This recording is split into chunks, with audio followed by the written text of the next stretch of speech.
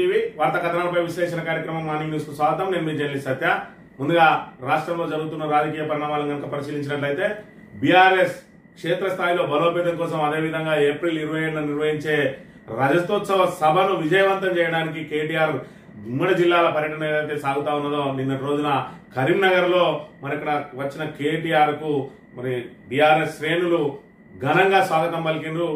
పూర్తిగా ఏదైతే ర్యాలీ ద్వారా బైక్ ర్యాలీ ద్వారా మరి ఇక్కడికి ఏదైతే వి కన్వెన్షన్ కు చేరుకొని అక్కడ అశేష కార్యకర్తల మధ్య ఆ హాలు మరి ఇక్కడ ఏదైతే కాన్స్టిట్యున్సీకి 150 నుంచి 200 మంది రావాలని కోరితే సుమారు 10,000 మంది రావడాన్ని బట్టే బీఆర్ఎస్ కు మరి ఇక్కడ బీఆర్ఎస్ పట్ల కార్యకర్తలు ఏ రకంగా ఉత్సాహంగా ఉన్నారు. మరి ఇక్కడ 15 నెలల కాలంలోనే మరి ఇక్కడ కాంగ్రెస్ పూర్తి వ్యతిరేకత ఎదుర్కోవడంతో బీఆర్ఎస్ శ్రేణుల్లో ఉత్సాహం వచ్చింది. అదేవిధంగా బీఆర్ఎస్ ను మరి ఇక్కడ నెత్తిన పెట్టుకుని బీఆర్ఎస్ ను విజయ తీరాలకు తేల్చడానికి ఏదైతే చేర్చడానికి ప్రయత్నాలు చేస్తున్న బీఆర్ఎస్ కార్యవర్గం అంతా కూడా మరి ఇక్కడ ఏదైతే ఓటమితోటి నైరాశ్యంలోకి వెళ్లిన బీఆర్ఎస్ శ్రేణులందరూ ఇప్పుడు పూర్తిగా చైతన్యవంతంగా పనిచేయడానికి సిద్ధమైన. అదేవిధంగా నిన్నటి రోజున కేటీఆర్ మాట్లాడుతూ పోలీసులు పూర్తిగా దొంగలను పట్టుకోవడం మర్చిపోయిండ్రు. సోషల్ మీడియాలో బీఆర్ఎస్ కార్యకర్తలు నాయకులు ఎవరైనా మనకు పోస్ట్ పెడితే చాలు వాళ్ళకు ఫోన్లు చేసి బెదిరించడంతో పాటు అక్రమ కేసులు పెడతా ఉన్నారని చెప్పి ఖచ్చితంగా ఒక్కొక్కరికి మరి తిరిగి మళ్ళా మీరు ఏదైతే ఇచ్చారో తిరిగి మీకు ఇస్తాం. ఖచ్చితంగా మనం కేసీఆర్ అంత మంచివాడిని కాదు, ఖచ్చితంగా మీ లెక్క తేలుస్తాం. ఒకవేళ రిటైర్ అయిపోతాం ఏమైతుందిలే అని చెప్పి రిటైర్మెంట్ అంచున ఉన్న అధికారులు ఎవరైనా అనుకున్నా కూడా ఖచ్చితంగా రిటైర్ అయినా వదిలేది లేదు, మరి విదేశాలకు పోయినా వదిలేది లేదని కూడా తీవ్ర వ్యాఖ్యలు చేసిన అంశాన్ని ఒకసారి పరిశీలించినట్లయితే ఇందిరమ్మ రాజ్యం అంటే ఏంటిది? ఎమర్జెన్సీ రాజ్యం, పోలీసుల రాజ్యం, అణచివేత రాజ్యం. సోషల్ మీడియాలో ఒక పోస్ట్ పెడితే పోలీసులు ఫోన్ చేస్తాడు, వాళ్ళు దొంగలు విడిచిపెట్టి పోలీసులు బీఆర్ఎస్ నెంబర్ పట్టుకుని నేర్చుకున్నాడు. పోస్ట్ పెట్టమే ఫోన్. నేను ఒక్కటే మాటిస్తున్నా మీకు, నేను కేసీఆర్ గారు అంత మంచిది కాదు. మళ్ళా మన టైం వస్తుంది, మళ్ళా బరాబర్ మన టైం వస్తుంది. వచ్చిన పేర్లు రాసి పెట్టుకుని ఒక్కొక్కరిని ఏమేమి చేయాలని చేద్దాం. ఎవరిని పెట్టే సమస్య లేదు. దబ్బన కొంతమంది అనుకుంటారు మేము రిటైర్ అయితే ఇంటికి పోతే మమ్మల్ని ఇంటికి అనుకుంటున్నాను. రిటైర్ అయి వేరే దేశానికి పోయినా రప్పించి తప్పకుండా అన్ని లెక్కలు సెటిల్ చేస్తాం. ఈసారి కింద మొత్తం చూస్తాం. అంటే బీఆర్ఎస్ కార్యకర్తలను ఏ విధంగా వేధింపులకు గురి చేస్తా ఉన్నది ఈ రోజు మరి ఇక్కడ పోలీస్ యంత్రాంగం అనేది మరి ఇక్కడ ఆయన ఆవేశాన్ని ఆక్రోశాన్ని బట్టి మనకు అర్థం చేసుకోవచ్చు. ఎక్కడికి వెళ్ళినా కూడా కార్యకర్తలు ముందుగా మరి ఇక్కడ బీఆర్ఎస్ అధినేతకు చెప్పేది ఒకటే, సోషల్ మీడియాలో పోస్ట్ పెడితే చాలు పోలీసుల నుంచి వేధింపులు అయితే ఉన్నాయి, పిలుస్తా ఉన్నారు, కేసులు పెడతా ఉన్నారు అని చెప్పి మరి ఇక్కడ పోలీసులు నిత్య కృత్యంగా మారింది. ఇక మంథన్లో అయితే పోలీసుల అత్యుత్సాహం మరి ఇక్కడ మరి పూర్తి స్థాయిలో పెచ్చరిల్లుతున్న అంశాన్ని కూడా మనం ఇక్కడ గమనించవచ్చు. ఇక్కడ చూసుకున్నట్టయితే మరి ఇక్కడ నా మీద ఇప్పటి వరకు 11 కేసులు నమోదు చేసిండు, కేవలం సోషల్ మీడియాలో పోస్టులు పెడతానని చెప్పి ఇక్కడ మంత్రిలో ఐలి ప్రసాద్, అదేవిధంగా ఇక్కడ నాగపల్లి నుంచి ఎండి చాంద్ పాషా, అదేవిధంగా దొడ్ల బాలాజీ ముత్తారం నుండి, అదేవిధంగా ఇనగంటి భాస్కర్ రావు కమాన్పూర్ నుండి, గంట వెంకటరమణారెడ్డి రామగిరి మండలం నుండి మరి ఇక్కడ కల్వల శంకర్ అయితే ఏకంగా ఎస్సీ ఎస్టీ కేసే పెట్టిండు, ఆయనకు సంబంధమే లేదు. అదేవిధంగా నా భూమిని మరి అక్రమంగా లాక్కొని సీనుబాబు అండదండలతోటి అక్కడ ఫెన్సింగ్ వేసి ఆయనతోటే మరి కుంట చక్రి అనడంతో ఉల్టా మరి నా భూమి దగ్గరికి నేను అందుబాటులో లేకపోతే వెళ్ళిన 2 ఎంపీటీసీల మీద కూడా అక్రమంగా కేసు నమోదు చేయించిండ్రు. అదేవిధంగా రణధీర్ రెడ్డి అని మంత్రి నుంచి వాళ్ళతో చీటింగ్ కేసు పెట్టించిండ్రు. మరి ఇక్కడ ఎలాంటి ఆల్రెడీ కోర్టులో మరి ఇక్కడ ఉన్న సివిల్ దాని మీద చీటింగ్ కేసు పెట్టిండ్రు. అదేవిధంగా మరి ఇక్కడ ఆఖరికి పోలీసు వాళ్ళు కూడా రామగిరి ఏఎస్ఐ మరి ఇక్కడ స్వామి ఆయన ద్వారా కూడా అక్రమంగా గుమిగుడి మరి ఇక్కడ ఒక మాజీ జిల్లా పరిషత్ చైర్మన్, అదేవిధంగా మాజీ ఎమ్మెల్యే మరి ఇక్కడ కాంగ్రెస్ వైఫల్యాలను ఎండగట్టడానికి అంబేద్కర్ సాక్షిగా అంబేద్కర్ ముందు నిలబడి మరి ఇక్కడ ప్రెస్ ను ఉద్దేశించి మాట్లాడితే అక్రమంగా గుమిగూడి మరి ఇక్కడ నేరం చేసే ఉద్దేశంతో గుమిగూడిందట. పోలీసుల ఇక్కడ దౌర్భాగ్యం ఏ విధంగా ఉన్నది, వాళ్ళ మరి ఇక్కడ అధికార దుర్వినియోగం ఏ విధంగా ఉన్నదో ఈ కేసులను బట్టి మనం అర్థం చేసుకోవచ్చు. అదేవిధంగా ఎలువాక రాజా అంటే ఆయనే మరి ఇక్కడ ఎవరో అధికారిని మరి ఇక్కడ వాళ్ళ విధులకు ఆటంకం కలిగించిందని ప్రైవేట్ వ్యక్తి కంప్లైంట్ ఇస్తే ఇక్కడ కేసు నమోదు చేసిండ్రు. అక్కడ ఉన్న సర్వేయర్ ఏదైతే పొలానికి వచ్చిన సర్వేయర్ ఎవరైతే ఉన్నారో ఆమె విధులకు ఆటంకం కలిగించారు. ఆమె ఏమో అసలు నాకు సంబంధమే లేదు, మాతోటి మాటే మాట్లాడలేదు, మా పని మేము చేసుకుని వెళ్ళొచ్చినామని ఆమె చెప్తుంది. అయినా పోలీసులు అత్యుత్సాహంతో ఈ రకంగా కేసులు నమోదు చేస్తా ఉన్నారు. అదేవిధంగా మంత్రికి సంబంధించిన మరి ఇక్కడ బండారి శ్రీకాంత్ అని, అదేవిధంగా మన కొండ రవీందర్ అని వాళ్ళ మీద కేసు, అదేవిధంగా కమాన్పూర్ కు సంబంధించి మరి అక్కడ అనిల్ అని ఉంటాడు, బొమ్మగాని అనిల్, ఆయన మీద కేసు. మరి ఈ రకంగా అక్రమ కేసులు నమోదు చేస్తా ఉన్నారు. ఇక దానికి ఒక అడుగు ముందుకేసి ఇక్కడ 70 ఏళ్ల ముసలాయన మీద 70 ఏళ్ల ముసలాయన మీద కూడా కేసులు నమోదు చేసిన పరిస్థితిని మనం ఇక్కడ చూడాలి. ఇక్కడ చూసుకున్నట్టయితే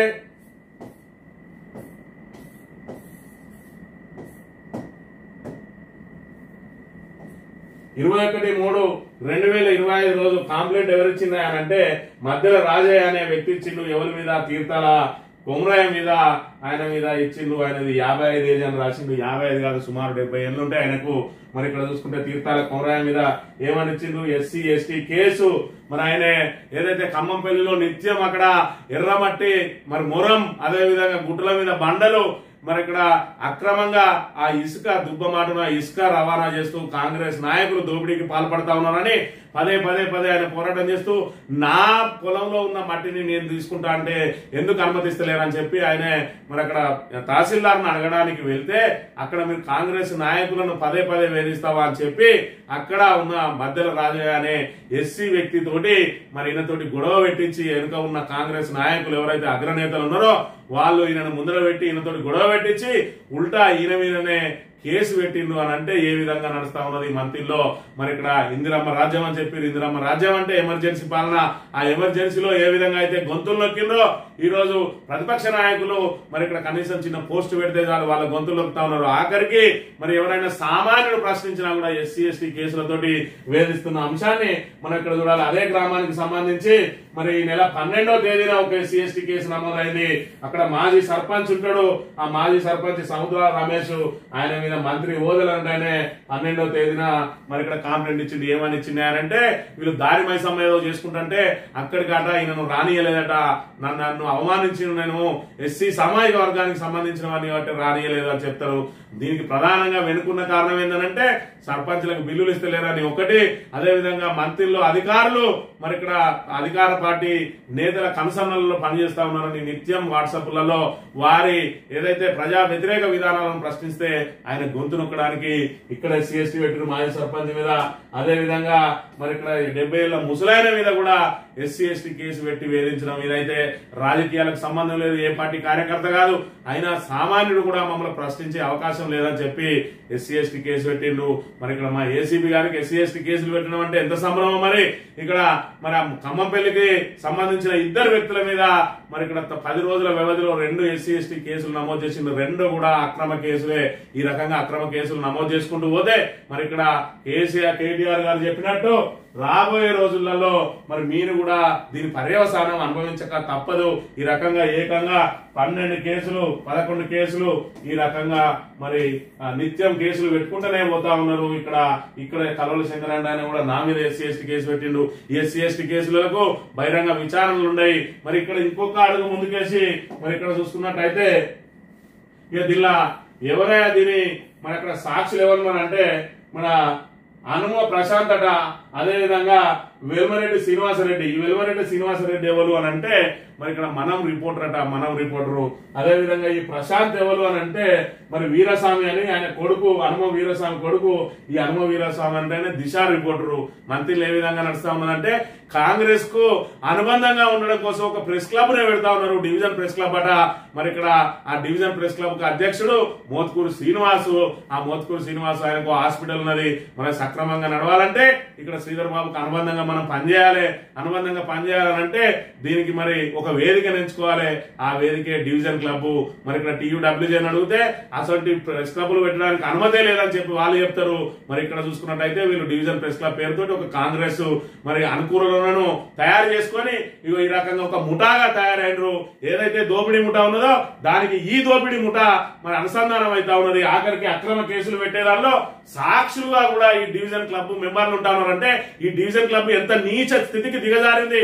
వాళ్ళక్కడ ఒకడు ట్రాక్టర్ నడుపుకోవడం కోసం, ఒకడు హాస్పిటల్ నడుపుకోవడం కోసం, ఒకడు వాళ్ళను వీళ్ళను బెదిరించి డబ్బులు వసూలు చేసుకోవడం కోసం, పైరవీల కోసం ఒక ముఠాగా ఏర్పడి ఒక దొంగల ముఠా అంతా కలిపి ఒక ప్రెస్ క్లబ్ లాగా ఏర్పాటు చేసుకున్నారు. మరి దీనికి TUWJ అనుమతి ఉన్నదా అంటే అనుమతి లేదు. కేవలం మేము కాంగ్రెస్ అనుబంధంగా ఉంటాం, మీరు ఏం పీక్కోరు అన్నట్టుగా మరి వ్యవహరిస్తూ ఈ రకంగా మరి దోపిడీకి రాజముద్ర వేసుకున్నట్టు డివిజన్ క్లబ్ అని చెప్పి పెట్టుకుంటా ఉన్నారు. దొంగల ముఠా అంతా కలిపి ఒక క్లబ్ లాగా ఏర్పడ్డ అంశాన్ని మనం ఇక్కడ చూడాలి.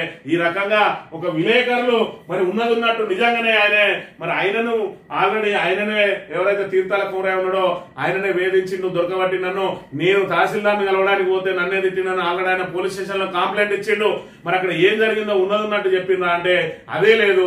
కేవలం మరి ఇక్కడ అధికార పార్టీని పెట్టే తప్పుడు కేసులకు సాక్షులుగా మారుతా ఉన్నారు డివిజన్ ప్రెస్ క్లబ్ వాళ్ళంటే ఏ రకమైన మరి ఇక్కడ ఈ చీకటి పాలనలో, ఈ మంత్రిలో, ఎమర్జెన్సీ పాలనలో, మరి నియంత పాలనలో ఈ దొంగల ముఠా అంతా కలిసి ఏ విధంగా దౌర్జన్యాలు చేయబోతా ఉన్నది మరి ఇక్కడ అనే విషయాన్ని తెలంగాణ ఏదో మంత్రి ప్రజానీకం అంతా కూడా అర్థం చేసుకోవాలి.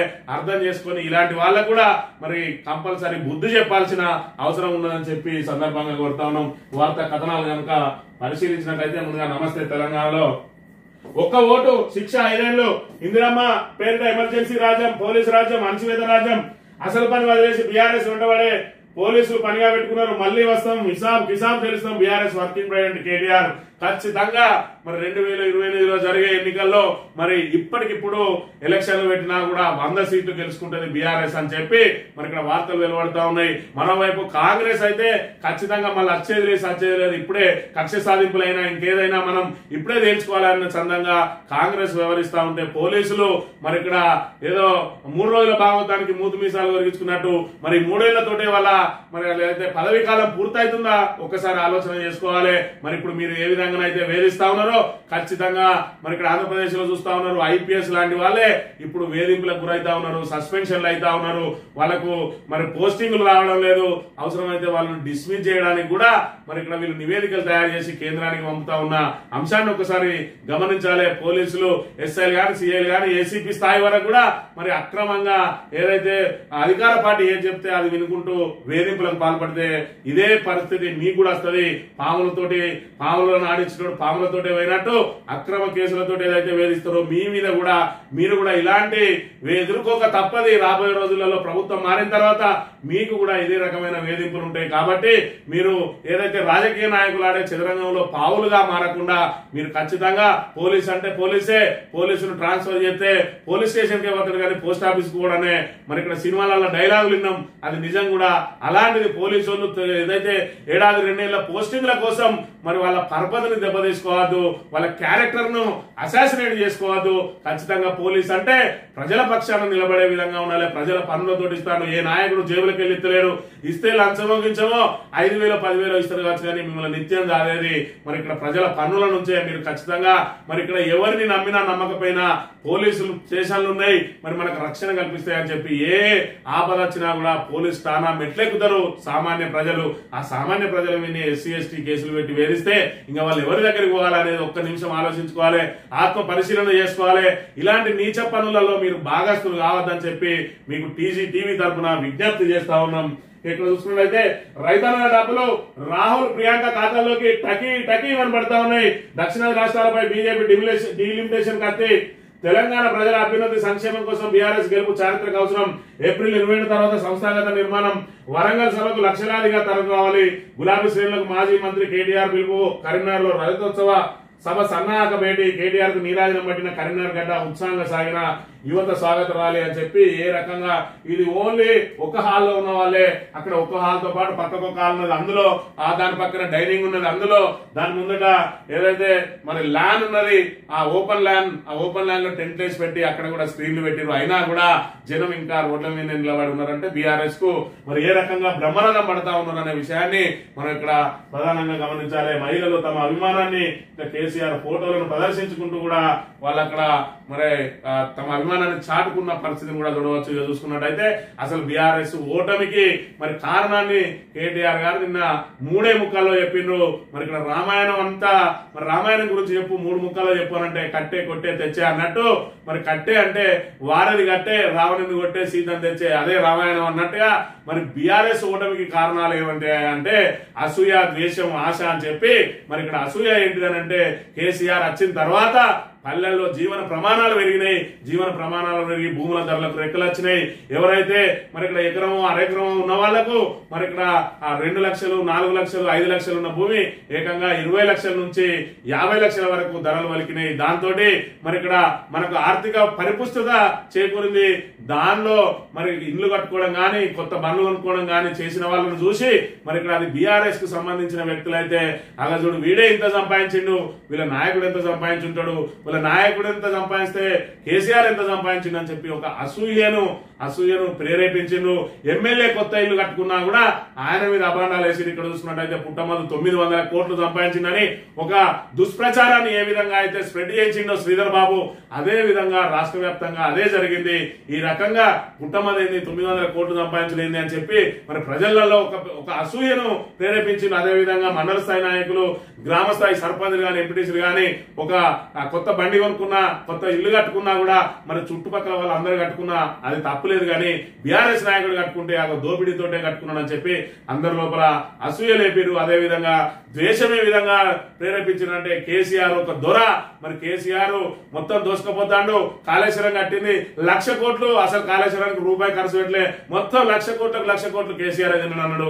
మరి కాళేశ్వరం అంటే 3 బ్యారేజీలు, మరి ఇక్కడ 18 పంపాదులు, 18 సబ్ స్టేషన్లు, 203 కిలోమీటర్ల టన్నెలు, 18 రిజర్వాయర్లు, 1500 కిలోమీటర్ల గ్రావిటీ కెనాలు, ఇవన్నిటికీ ₹1 లేకుండా అవన్నీ తవ్వించి 1,00,000 కోట్లు ఏ విధంగా పట్టుకుపోగలుగుతాడో మరి ఇక్కడ ప్రజలు ఎవరు కూడా ఆలోచన చేయలేదు. అదే విధంగా కేసీఆర్ అనే వ్యక్తి ఈ రోజు మరి ఇక్కడ ఏదైతే మనకు కరెంటు కష్టాలు మొదలైతే మీరు విడిపోతే మీకు కరెంట్ ఎవరు ఇస్తారని చెప్పి మనల్ని ఎద్దేవా చేసిన వాళ్ళకు మరి అక్కడ పక్క రాష్ట్రంలో దేశంలో ఎక్కడ కూడా 24 గంటలు కరెంట్ లేని దగ్గర మన దగ్గర 24 గంటలు కరెంట్ ఇచ్చిండు. రైతుకు రైతు బంధు ఇచ్చిండు, రైతు బీమాతోటి మనకు ధీమాలు కల్పించిండు, కేసీఆర్ కిట్ ఇచ్చిండు, న్యూట్రిషన్ కిట్ ఇచ్చిండు. అదే విధంగా 200 ఉన్న పెన్షన్ 2,000 వరకు పెంచిండు, వికలాంగులకైతే 4,000 వరకు పెంచిండు. ఈ రకంగా మరి ఇక్కడ ఏదైతే సాధారణ ప్రసవాలను ప్రోత్సహించే కార్యక్రమంలో భాగంగా మాతా శిశువు హాస్పిటల్స్ ఏర్పాటు చేసి మరి ఇక్కడ వాళ్ళందరికీ కూడా మరి ఆడపిల్ల ఉడితే 13,000, మగపిల్లగాడు ఉడితే 12,000 ప్రోత్సాహం ఇచ్చి మరి ఇక్కడ ఏదైతే కడుపు కోతలను ఆపిండు, ఏదైతే సిజేరియన్లను ఆపేసి ఇక్కడ మరి ఇక్కడ సాధారణ ప్రసవాలు గతంలో ఏ విధంగా అయితే ఉండేదో ఆ రకంగా హాస్పిటల్స్ లో దోపిడీని అరికట్టి మరి ఇక్కడ వీళ్ళందరినీ ఆర్థికంగా పరిపుష్టం చేస్తే మరి ఇక్కడ ఏ రకంగా అయితే ద్వేషం నింపిండ్రో ఆ ద్వేషాన్ని మరి కేసీఆర్ చేసిన పనులు మర్చిపోయినరు. దొర అని అన్నారు, గేట్లు పెట్టుకుంటాను అన్నారు. ఇవాళ మరి ఏదైతే రేవంత్ రెడ్డి ఉన్నాడో నేను అందరినీ కలుస్తాను అన్నాడు. మొన్న చూసినాం మనం, గుమ్మన్ నరసయ్య అనే వ్యక్తి 3 రోజులు అత్త కూడా కలవలే ఇంటి ముందట. మరి ఇక్కడ ఆయన ఏమో ప్రగతి భవన్ లో ఇనుప కంచెలు వేసుకుని అన్నాడు, ఈయన జూబ్లీ హిల్స్ లో ప్యాలెస్ లో ముళ్ళ కంచెలు వేసుకుని ఆ చుట్టుపక్కల కూడా ఉండకుండా ఊరవతలు ఎక్కడో ఉండే విధంగా మరి అక్కడ ఏర్పాటు చేసిండు. అపాయింట్మెంట్ లేనిదే లోపలికి రారు, అపాయింట్మెంట్ సామాన్యులకు అసలు ఉండనే ఉండదు. ఏదైనా ఉంటే సచివాలయానికి రమ్మంటారు, ఆయన సచివాలయానికి ఎప్పుడు వస్తాడో తెలియదు, ఎప్పుడు పోతాడో తెలియదు. మరి ఇక్కడ రేవంత్ రెడ్డిని సామాన్యులు కలిసే పరిస్థితే లేదు.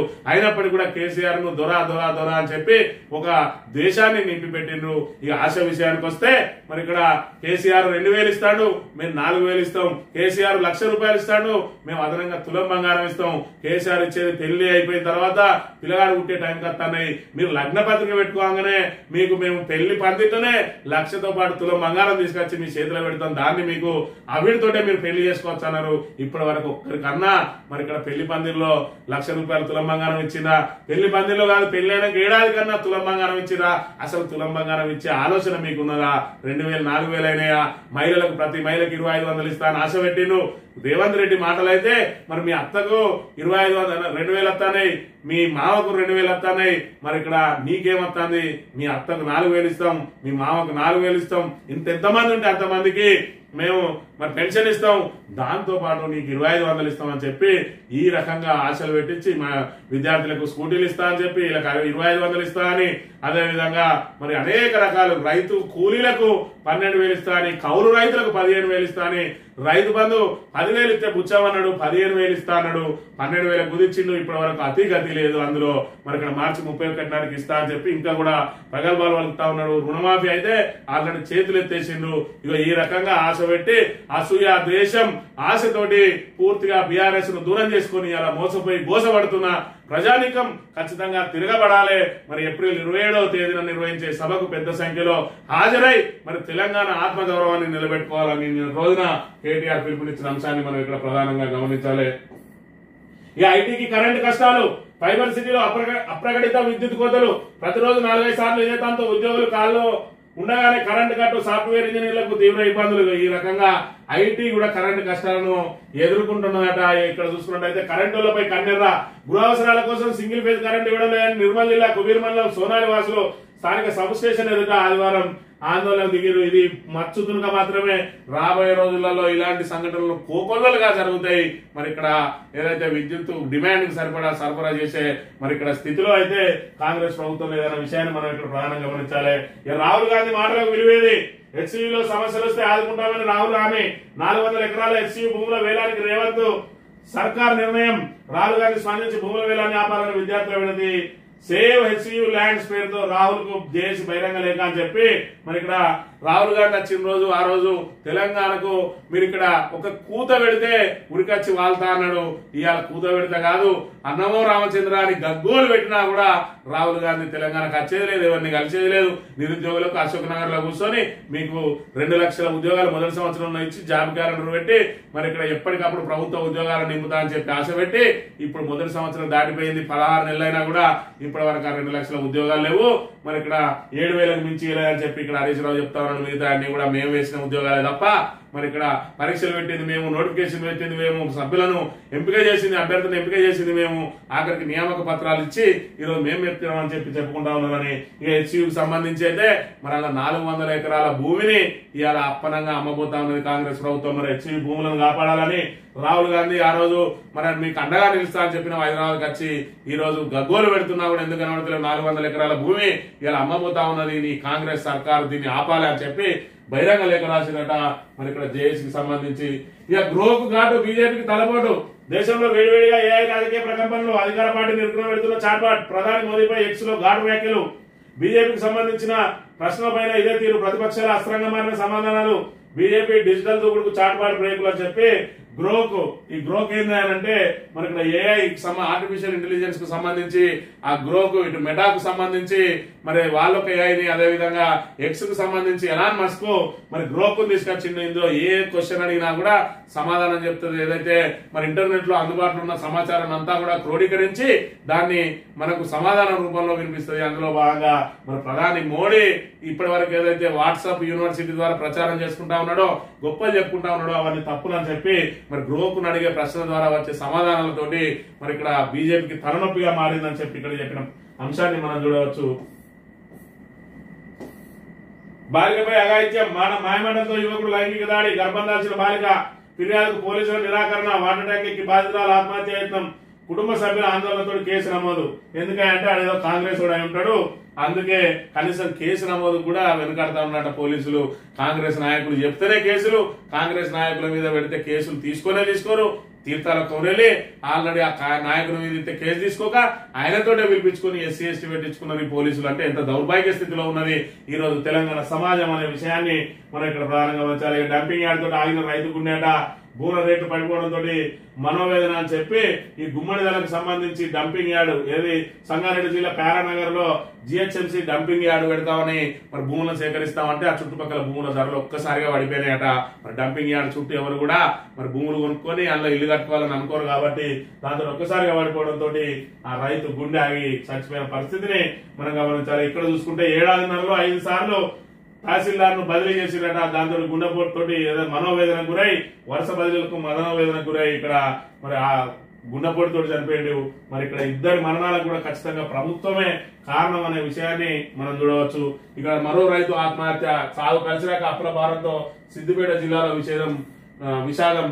ఇక్కడ ఇప్పటికి రాలిన మట్టిపూలు 458 నిత్యం జరుగుతూనే ఉన్నాయి. పేపర్ తీస్తే రోజుకొకరు యావరేజ్ గా చనిపోతూనే ఉన్నారు. అయినా కూడా ప్రభుత్వం మొద్దు నిద్ర వీయడం లేదు. ఆ రైతు ఆత్మహత్యలను అరికట్టడానికి ప్రయత్నం చేస్తలేదు. మరి దానంతటి కూడా ఇది కూడా ఒక కారణం అనే విషయాన్ని మనం గమనించాలి. కాళేశ్వరం మీద కుట్రలు అన్ని మరి గోదావరిని ఎడారిగా మార్చి సాగునీరు అందకుండా ఈ రోజు మరి ఇక్కడ పెట్టుబడి సాయం లేదు, రుణమాఫీ లేదు. మరి ఇక్కడ అదే విధంగా ఏదైతే ఇస్తాన్న బోనస్ లేదు. మరి ఇప్పుడు ఈ రకమైన ఇబ్బందులతో నానా ఇబ్బందులతోటి రైతులు గుండాకి చచ్చిపోతుంటే మరి ఆ రైతు బీమాలతోటి ధీమాన కల్పిస్తారా అంటే అది లేదు, అతి గతి లేదనే విషయాన్ని కూడా మనం చూడవచ్చు. కాళేశ్వరం గేట్లెత్తి ఇసుక మీద ఒక మేడిగడ్డ వద్ద 1000 కోట్ల విలువైన ఇసుక అన్నారం సుందిలలో అదే స్థాయిలో నిల్వలు ఎక్కడికక్కడ సొమ్ము చేసుకున్న కాంగ్రెస్ పెద్దలు బరాయిలను రిపేర్ చేయకుండా పాలకుల నాటకాలు. ఎన్డీఎస్ఏ చెప్తేనే పునరుద్ధరిస్తామంటూ డ్రామాలు. తక్షణ చర్యలకు సిఫారసు చేసిన సర్కారు బుట్టదాఖలు అని చెప్పి 2.95 కోట్ల క్యూబిక్ మీటర్ల ఇసుక రీచ్లకు ప్రయత్నాలు చేస్తా ఉన్నది. మరి ఇక్కడ కాళేశ్వరం మీద కుట్రలు అన్ని బీఆర్ఎస్ మీద బురద జల్లే కార్యక్రమంలో భాగంగా మేడిగడ్డలోని 7వ బ్లాకును మరి పునరుద్ధరించండి అని చెప్పి ఎన్డీఎస్ఏ నిపుణుల కమిటీ చెప్పినా కూడా నివేదికను తొక్కిపెట్టి ఇసుక వ్యాపారం చేస్తా ఉన్నది. మరి ఇక్కడ దీని ద్వారా బరాజును తక్షణం రిపేర్ చేయకపోవడం మూలంగా, అదే విధంగా ఎలాంటి కీడు లేని మరి ఇక్కడ అన్నారం సుందిల బ్యారేజీల గేట్లు కూడా ఎత్తడం మూలంగా గోదావరి ఎడారిగా మారింది. ఈ రోజు ఇసుక ద్వారా వీళ్లకు ఆదాయం సమకూరుతా ఉన్నది. కానీ సాగునీరు అందక రైతులు మాత్రం ఆత్మహత్యల పాలయ్యే ప్రమాదం నెలకొని ఉన్న అంశాన్ని అయితే చూడవచ్చు. తెలంగాణ దినపత్రిక విషయానికి వస్తే రుణమాఫీ తూచాట. రుణమాఫీపై హామీ 31,000 కోట్లు, చేసింది 20,000 కోట్లు. తెలంగాణ రైతన్న గుండెలపై గుణపం. మిస్టర్ రాహుల్ మాఫీ మాంగో తెలంగాణ సే బీఆర్ఎస్ వర్కింగ్ ప్రెసిడెంట్ కేటీఆర్ అని చెప్పి రుణమాఫీ అనగానే 31,000 కోట్లు చేస్తా ఉన్నారు. ఫస్ట్ 40,000 కోట్లు అని చెప్పి ప్రకటించింది. మరి రేవంత్ రెడ్డి 40,000 కోట్లను ఒక సంవత్సరం కడుపు కట్టుకుంటే ఎడవ చేత కొట్టేస్తా అన్నాడు. దాన్ని 31,000 కోట్లు తెచ్చిండు. ఆఖరికి 21,000 కోట్లు కూడా చెల్లించని దుస్థితిలో ఉన్నది ఈ రోజు ప్రభుత్వం అనే విషయాన్ని మనం గమనించాలి. అయ్యో రైతన్న, చేతికొచ్చిన పంట నేలపాలు, కన్నీళ్లు మిగిల్చిన వడగళ్ళు, నేలకొరిగిన వరి, రాలిన మామిడి, తీరని దుఃఖంలో అన్నదాతలు. పంటలను పరిశీలించిన హరీష్ రావు, శ్రీనివాస్ గౌడ్ ఎకరాకు 40,000 ఇవ్వాలని డిమాండ్ అని చెప్పి మరి ఇక్కడ మూలిగే నక్క మీద తాటిపండు పడ్డట్టు ఇప్పటికే సాగునీరు లేక పొలాలు ఎండిపోతా ఉంటే ఎంతో కొంత మరి ఇక్కడ బోర్ల ద్వారానో బావుల ద్వారానో సాగు చేసుకునే రైతులకు సంబంధించి వాళ్లకు మరి ప్రకృతి ప్రకోపంతో ఈరోజు ప్రకృతి కూడా వాళ్ళను కరుణిస్తలేదు. ఆ అరాకొర పండిన వాళ్లకు ఈరోజు ప్రకృతి రాళ్ల వానలు ఏదైతే ఉన్నదో ఆ రాళ్ల వానతోటి పంట ఈ రకంగా నష్టపోయిన పరిస్థితి. మరి ఖచ్చితంగా వాళ్లకు 40,000 చొప్పున నష్టపరిహారం చెల్లించాలని డిమాండ్ చేస్తున్న పరిస్థితిని కూడా మనం ఇక్కడ ప్రధానంగా గమనించాలి. ఇక ఎరువులను నమ్మితే అన్ని ఎగవేతలే. సిద్దిపేట జిల్లాలో మహిళా జాబ్ మేళా. చిన్న ఉద్యోగం అని చులకన భావంతో చూడవద్దు, ఏ ఇబ్బంది ఉన్నా నేను చూసుకుంటా యువతకు భరోసా ఇచ్చిన ఎమ్మెల్యే హరీష్ రావు అని చెప్పి సిద్దిపేటలో నిన్నటి రోజున మరి మహిళలకు ఉద్యోగాలు కల్పించే ఉద్దేశంతో జాబ్ మేళా ఏర్పాటు చేసిండు. ఆ జాబ్ మేళాకు సంబంధించి చిన్న చిన్న ఉద్యోగం చూడకుండా ఈ రోజు కాంగ్రెస్ ప్రభుత్వంలో ఉపాధి లభించడమే కష్టంగా మారింది. కాబట్టి మీకు ఎలాంటి ఇబ్బంది ఉన్నా నేను చూసుకుంటా గానీ మీరు ఖచ్చితంగా ఏదో ఒక జాబ్ చేసుకుంటూ ఆర్థికంగా పరిపుష్టం కావాలని చెప్పి ఆయన పిలుపునిచ్చింది. డీలిమిటేషన్ పై ఇంకా మేము ఏం చెప్పలే. కేంద్రం ఎలాంటి నిర్ణయం తీసుకోలేదు. జరుగుతుందా జరగదా అనేది చెప్పలేం. జనాభా లెక్కలు తేలిన తర్వాత పార్లమెంట్ లో చట్టం చేయాల్సి ఉంటుంది.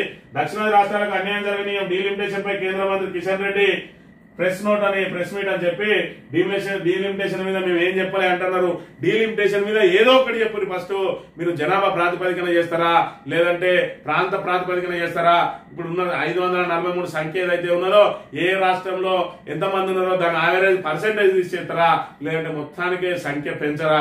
మరి చెప్పకుంటే ఈ రోజు దక్షిణాది రాష్ట్రాలు ఖచ్చితంగా ఇబ్బంది పడే అవకాశం ఉన్నాయి. కాబట్టి మరి ముందుగా మేల్కోకపోతే అంతా పూర్తయిన తర్వాత ఏం చేయలేని పరిస్థితి. అందుకే మరి కేంద్ర ప్రభుత్వం మీద ఒత్తిడి తీసుకురావడం కోసమే ఈ రోజు దక్షిణాది రాష్ట్రాలన్నీ కూడా పార్టీలకు అతీతంగా ఏకమై మరి ఇక్కడ ప్రాంత ప్రయోజనాల కోసం ప్రయత్నం చేస్తా ఉన్నది.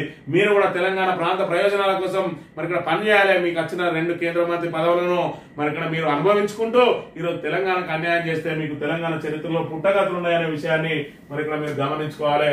సాక్షి దినపత్రిక విషయానికి వస్తే పల్లెల్లో పనిచేసిన పాలన 14 నెలలుగా సర్పంచ్ లేక కేంద్ర రాష్ట్ర నిధులు రాక అవస్థలు. డ్రైనేజీలు పూడకపోయి రోడ్లపైన చెత్త పేరుకపోయి పారిశుద్ధ్యం అస్తవ్యస్తం, గ్రామాలన్నీ దుర్గంధభరితం. ట్రాక్టర్ల లోన్ వాయిదాలు కూడా కట్టలేని సిబ్బంది. మరి ఇక్కడ డీజిల్ డ్రైవర్ జీతానికి సమస్య, వెలుగని వీధి దీపాలు, ఎండిపోతున్న మొక్కలు పర్యవేక్షణ పట్టించుకుని ప్రత్యేక అధికారులు, పంచాయతీల నిర్వహణ కోసం కింద మీద పడుతున్న కార్యదర్శులు, సాక్షి క్షేత్రస్థాయి పరిశీలనలో వెలుగులోకి అంశాలు ఆందోళనకరమని మరి ఇక్కడ చూసుకున్నట్టయితే పాలన అనేది పూర్తిగా పడకేసింది. సర్పంచులు లేక సంవత్సరం మీద 3 నెలలు అవుతుంది దగ్గర. ఇది మార్చి నెల అంటే సంవత్సరం ఫిబ్రవరి మరి నుంచి లెక్కేసుకుంటే ఇది వేసుకుంటే 14 నెలలు అవుతుంది. 14 నెలల నుంచి మరి ఇక్కడ సర్పంచులు లేక పల్లెలో పాలన పడకేసింది. దుర్గంధం వ్యాపిస్తా ఉన్నది. బుగ్గ పెట్టడానికి కూడా పైసలు లేవు. ఇటు కేంద్రం నిధులిస్తలేదు, ఇటు రాష్ట్రం నిధులిస్తలేదు. మరోవైపు వచ్చిన ఏదైతే పన్నుల ద్వారా వచ్చే, ఇంటి పన్ను ద్వారా వచ్చే ఆదాయం మన సిబ్బంది జీతాలకే సరిపోవడం లేదు. కార్యదర్శులు అప్పులు చేయాల్సిన దుస్థితి ఏర్పడ్డది. అయినా కూడా ప్రభుత్వం ఇంకా కూడా మరి కనీసం ఇక్కడ పాలక వర్గాన్ని ఏర్పాటు చేయలేదు. ఫండ్ అన్న రిలీజ్ చేయకుండా ఇబ్బంది పెడుతున్న పరిస్థితి మనం ఇక్కడ చూడవచ్చు. ఏప్రిల్ 1 నుంచి సన్న బియ్యం రాష్ట్ర వ్యాప్తంగా రేషన్ షాపుల ద్వారా పేదలకు పంపిణీ చేస్తామని మరి ఇప్పటిదాకా ఇస్తామని చెప్పిండు. ఆఖరికి ఏప్రిల్ 1 అన్నారు. అది కూడా మరి ఇస్తారనేది ఇంకా అనుమానమే. ఇక సొరంగం వదిలేస్తారా? నెల రోజులైన కారణాన్ని గల్లంతైన కార్మికుల జాడ. ఇప్పటి వరకు ఎస్ఎల్బిసి సొరంగం కూలిన చోటుకు ముందు తవ్వకాలు, ఇక మిగిలింది సరిగ్గా ప్రమాదం జరిగిన చోటే. అక్కడ తవ్వితే మళ్లీ సొరంగం కూలుతుందనే భయాందోళనలో నేడు సీఎం నేతృత్వంలో దీని మీద మరి ఇక్కడ సమీక్ష నిర్వహిస్తారట. మరి 31 రోజులైతుంది ఇప్పటి వరకు ఎస్ఎల్బిసికి సంబంధించి అలా మృతదేహాలను వెలికితీత మరి అతిగతి లేదు. ఒక్క మృతదేహం మాత్రమే వచ్చింది. ఏదైతే మరి ఇక్కడ ఆ టీబీఎం మిషన్ ఆపరేటర్ ఎవరైతున్నారో ఆయన ఒక్కరి మృతదేహం వచ్చింది. మిగతా 7 మృతదేహాలు ఇప్పటి వరకు వెళ్తలేవు. మరి మేము ఇంకా తక్షణం దాన్ని పునరుద్ధరిస్తామన్నారు ఎస్ఎల్బిసి. ఏదైతే ప్రభుత్వ అస్తవ్యస్త నిర్ణయాలతోటి మరి ఇక్కడ రక్షణ చర్యలు చేపట్టకుండా మరి ఇక్కడ వాళ్లకు అనాలోచిత నిర్ణయాలే ఈ రోజు ఆ 8 మంది చావుకు కారణమైందనే విషయాన్ని అయితే మనం ఇక్కడ ప్రధానంగా గమనించాలి. చివరి ఎకరాకు సాగునీరు. కృష్ణా జలాల్లో వాటా పెరిగేలా సర్కార్ కృషి. నీటిపారుదల శాఖ మంత్రి ఉత్తమ్ కుమార్ రెడ్డి చివరి ఎకరాకు సాగునీరట. ఒక దిక్కేమో పంటలు ఎండిపోయి మరి ఇక్కడ వాళ్ళందరూ మన గొర్రెలకు బర్రెలకు మేత పెడతా ఉంటే ఇంకా కూడా చివరి ఎకరాకు అని చెప్పి మరి ఇక్కడ వీళ్ళ మాటలు ఏం మాట్లాడుతారో వాళ్ళది నాలిక తాటిమట్ట అనేది ఇక్కడ మన తెలంగాణ సమాజమే దాని గురించి తెలుసుకోవాలి. ఎల్ఆర్ఎస్ లక్ష్యం 8,800 కోట్లట. ఆ రోజు నో ఎల్ఆర్ఎస్ నో బీఆర్ఎస్ అన్నారు. ఇవాళ వచ్చి మళ్ళీ ఎల్ఆర్ఎస్ కు మళ్ళా 8,800 కోట్లు వసూలు చేస్తా ఉంటారు. ఇక ఇక్కడ బీజేపీ కాంగ్రెస్ ల దుస్థితి ఏ విధంగా ఉన్నదనంటే ఇక్కడ కొత్త ప్రభుత్వం ఏర్పడి 16 నెలలైంది. ఈ 16 నెలల నుంచి ఆ 6 మంత్రివర్గ బెర్తులు వాళ్ళు నింపుకోలేకపోతా ఉన్నారు. వీళ్ళు రాష్ట్ర అధ్యక్షుడిని మరి మారుస్తామని చెప్పి ఇప్పటి వరకు మరి ఇక్కడ ఏదైతే కేంద్ర మంత్రిగా ఉన్నాడో కిషన్ రెడ్డి ఆయన చేతుల్నే మరి ఇక్కడ అధ్యక్ష పదవి ఉన్నది.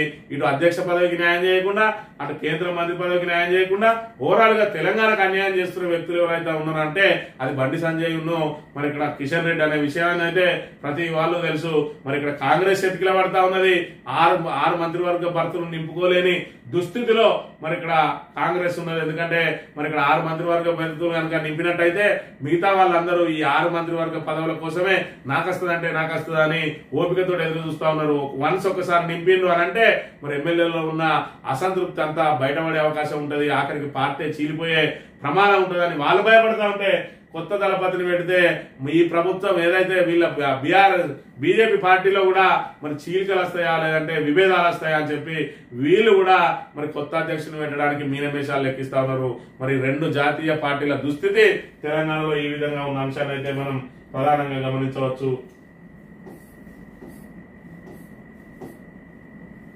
ప్రాంతీయ భాషల్లో సుప్రీంకోర్టు తీర్పులు కృత్రిమమైనతో అనుసంధానం అని చెప్పి ఒక దిక్కు ప్రాంతీయ భాషలను మరి సుప్రీంకోర్టు లాంటి మరి ఉన్నత న్యాయస్థానాలు కూడా గౌరవిస్తా ఉంటే మన దగ్గర మాత్రం మరి ప్రాంతీయ భాషల పట్ల ఏదైతే నిర్లక్ష్యం కనబడతా ఉన్నది.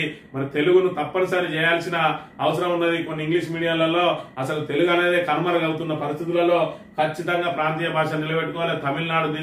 తమిళనాడు మరి ప్రాంతీయ భాషను కాపాడుకోవడంలో తమిళనాడును ఆదర్శంగా తీసుకోవాలి. మిగతా రాష్ట్రాలు ఖచ్చితంగా తెలుగును మరి నిలబెట్టుకోవాల్సిన బాధ్యత ప్రతి పౌరుని మీద ఉన్నదనే విషయాన్ని మనం ఇక్కడ ప్రధానంగా గమనించాలి. వికాసం తిరస్కరణ దరఖాస్తులు స్వీకరించని రాజీవ్ యువ వికాసం సైట్ ఆధార్ నమోదు చేయగానే ఆల్రెడీ అప్లైడ్ అంటూ మెసేజ్. గతంలో స్వయం ఉపాధికి దరఖాస్తు చేసుకున్న వారికి సమస్య. అధికారులు పాత వివరాలను తొలగించినందునే దరఖాస్తుదారులు అయోమయం. నేడు పూర్తి మార్గదర్శకాలట. యువ వికాసానికి మరి ఎగబడతా ఉన్నారు. ఎందుకంటే 6,000 కోట్లు పెట్టిండు. మరి ఇక్కడ 50,000 నుంచి 4 లక్షల వరకు మరి ఇక్కడ సబ్సిడీ మీద రుణాలు ఇస్తామని అంటున్నారు.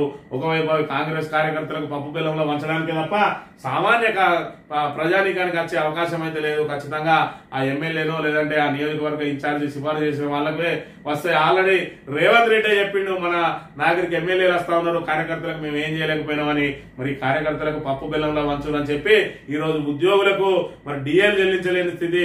అదే విధంగా మరి ఇక్కడ వాళ్ళకి కావాల్సిన బెనిఫిట్స్, రిటైర్మెంట్ బెనిఫిట్స్ 8,000 కోట్లు అన్నట, దానికి డబ్బులు లేవంటాడు.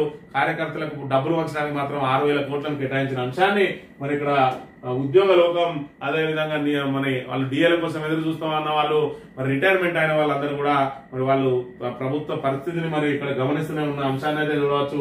ఇక సన్ రైజర్స్ ఘనంగా తొలి మ్యాచ్ లో రాజస్థాన్ పై విజయకేతనం, ఐపీఎల్ లో 2వ అత్యధిక స్కోర్ నమోదని చెప్పి నిన్న రోజున మరి ఇక్కడ హెడ్, అదే విధంగా ఇషాంత్ కిషన్ మరి ఇక్కడ వీర విహారంతో మరి ఇక్కడ ఏదైతే హైదరాబాద్ సన్ రైజర్స్ ను విజయ తీరాలకు చేర్చిండ్రు. మరి హైదరాబాద్ కు సంబంధించి మొదటి మ్యాచ్ లోనే విజయం సాధించడం పట్ల తెలంగాణ మరి యువత అంతా కూడా మంచి ఉత్సాహంగా ఉన్నారు. ఐపీఎల్ అంటేనే మరి ఉరుతలు దాంతో ఈ రకంగా హైదరాబాద్ జట్టు మన సొంత జట్టు గెలిచింది కాబట్టి అందరూ నిన్న రోజున సంబరాలు చేసుకున్న పరిస్థితి కూడా మనం చూడవచ్చు.